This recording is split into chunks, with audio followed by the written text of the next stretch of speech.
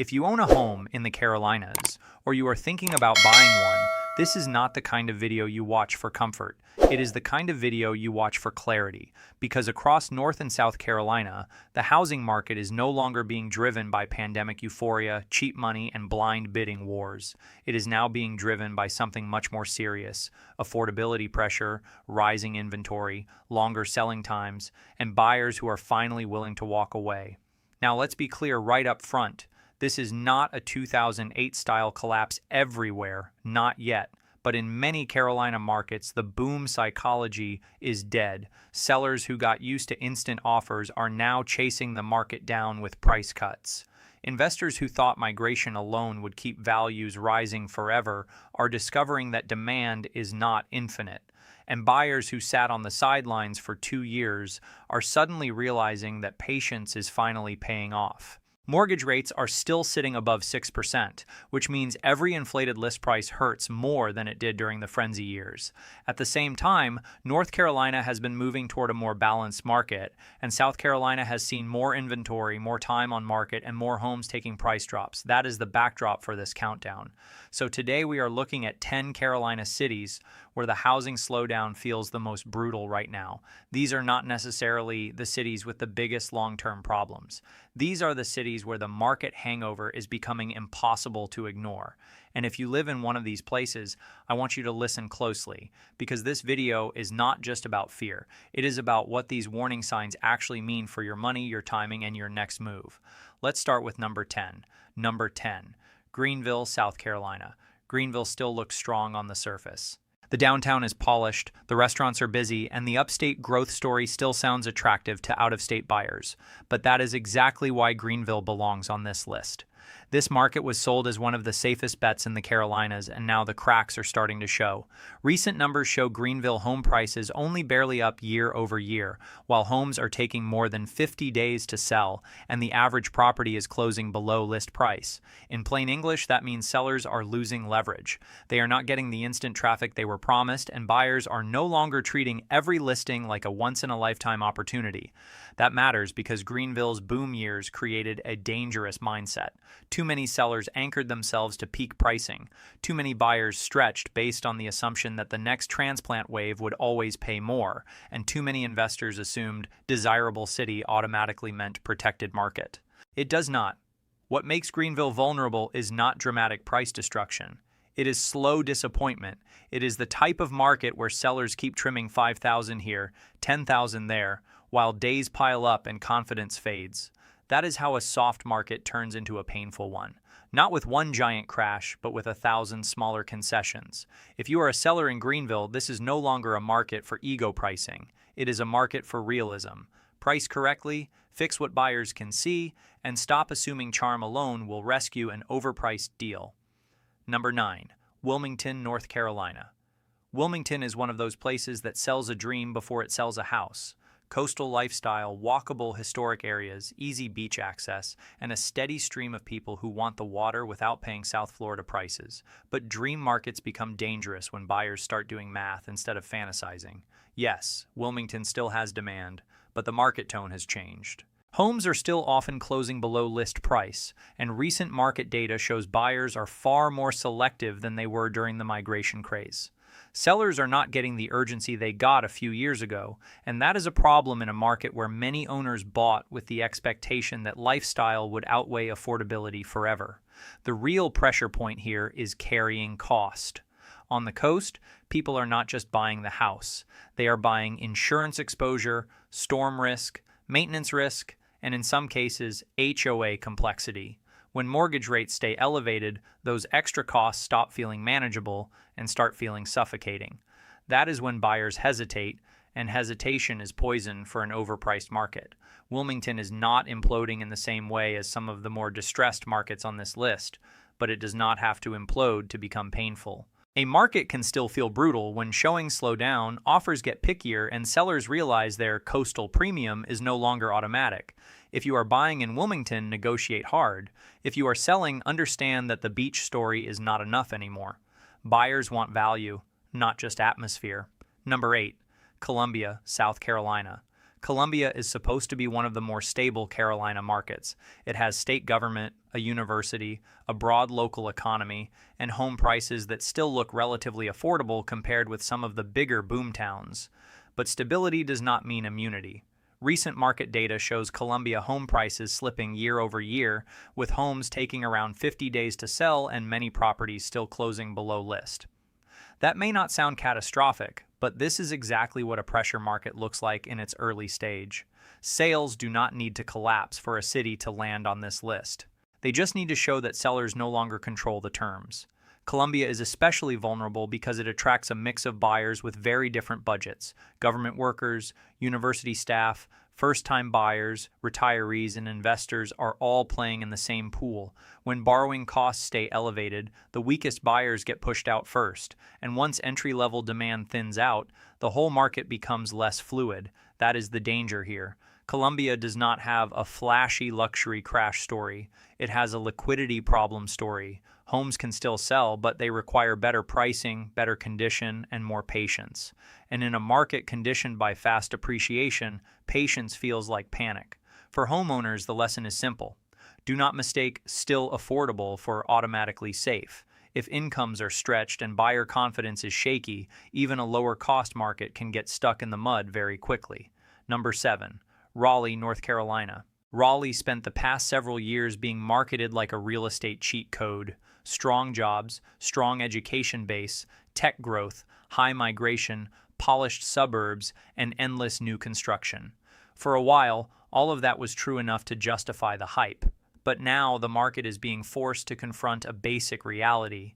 Even a good city can become too expensive, too fast. Wake County inventory has risen sharply, median prices have softened, and homes are taking longer to sell than they were a year ago. In Raleigh itself, the median sale price has been hovering around the low 400s, but houses are now sitting longer and often selling below list unless they are exceptionally well positioned. That matters because Raleigh was not just a hot market, it was a confidence market. Buyers believed they had to rush or be permanently locked out. Builders believed every new phase would be absorbed. Sellers believed every outdated home deserved premium pricing. That belief system is now being dismantled by time, inventory, and affordability fatigue. And here's what makes Raleigh dangerous in a downturn. The market became saturated with expectations. When inventory climbs and demand normalizes, disappointment spreads fast. A builder concession in one neighborhood becomes a price reduction in another. A buyer who gets credits on one house suddenly expects the same on the next 5. Momentum reverses. Raleigh is still a fundamentally important market, but that does not protect it from a reset. In fact, large, quality markets often produce the most painful emotional corrections because people cannot believe the party is over. If you are buying in Raleigh, you finally have room to negotiate. If you are selling, stop looking backward at 2022 and start looking at the houses sitting unsold right now. Number 6, Charlotte, North Carolina. Charlotte is one of the biggest names in the Carolinas, and that is exactly why its slowdown matters so much. This is the banking powerhouse, the relocation magnet, the city that convinced thousands of buyers they were getting in before the next huge leg up. But in a market like this, size does not guarantee strength. Sometimes it just magnifies the come down. Recent Charlotte data shows homes taking roughly 2 months to sell, with sale-to-list ratios slipping and buyers paying less than sellers are asking on average. That is a major psychological shift for a market that lived on speed and competition. When homes start sitting in Charlotte, the entire metro feels it. The issue here is not just price, it is affordability. Charlotte reached a point where even decent earners began feeling squeezed by mortgage rates, taxes, and everyday cost of living. Once that happens, the buyer pool narrows. And when the buyer pool narrows in a large market, inventory starts to feel a lot bigger. Charlotte is also exposed to the investor mentality. During the boom, too many people treated the city like a machine that could spit out appreciation on command. They bought based on growth headlines, not asset quality. In a slower market, that kind of ownership gets punished first. The mediocre flips, the rushed renovations, the luxury listings with generic finishes, those are the homes that suddenly feel radioactive. Charlotte is not dead, but the easy money version of Charlotte absolutely is. This market now rewards discipline, not speculation. And for anyone who bought late with minimal margin for error, that is a brutal transition. Number 5. Durham, North Carolina. Durham may be the most quietly vulnerable city on this list. It does not get the same headlines as Charlotte, and it does not carry the same suburban builder image as Raleigh. But that is what makes the shift here so important. Durham is now showing exactly what happens when a formerly red-hot market loses urgency. Recent data shows Durham home prices down year over year, with average days on market jumping meaningfully from last year. Homes are also tending to close below list, and that tells you buyer confidence has changed. This is no longer a market where the average house gets rescued by demand. Buyers are watching, comparing, and negotiating. Why is that so important? Because Durham benefited enormously from the Triangle Halo. It absorbed overflow demand, remote worker demand, and lifestyle demand all at once. For a while, that made almost any listing feel marketable, but once rates stayed higher for longer, buyers became ruthless about trade-offs. Commute, layout, updates, school zones, taxes, monthly payment, everything started mattering again. That is where Durham becomes fragile. A market built on enthusiasm can cool faster than a market built on pure affordability.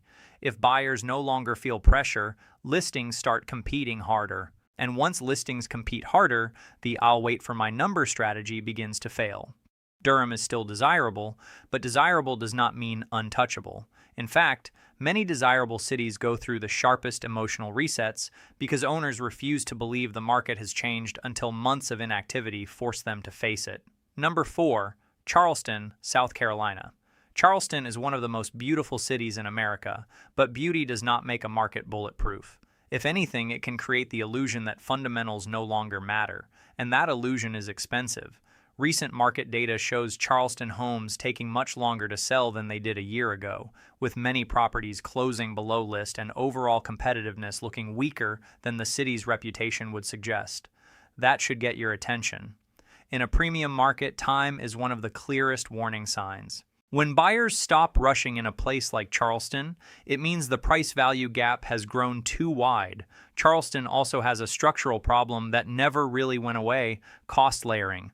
Buyers here are not just dealing with high prices, they are dealing with insurance risk, flood considerations, property upkeep, and in many cases a luxury premium that assumes endless wealthy demand. That works beautifully in a low-rate, high-confidence environment.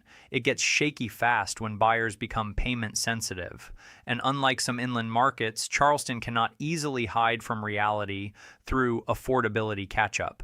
It is already expensive. That means when the market turns, there is less room for ordinary households to step in and stabilize it. This is what a prestige market slowdown looks like.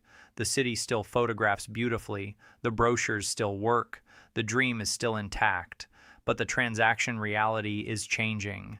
And when prestige cities slow down, they often do it in a very painful way. Fewer buyers, longer hold times, and much harsher negotiations than sellers expected.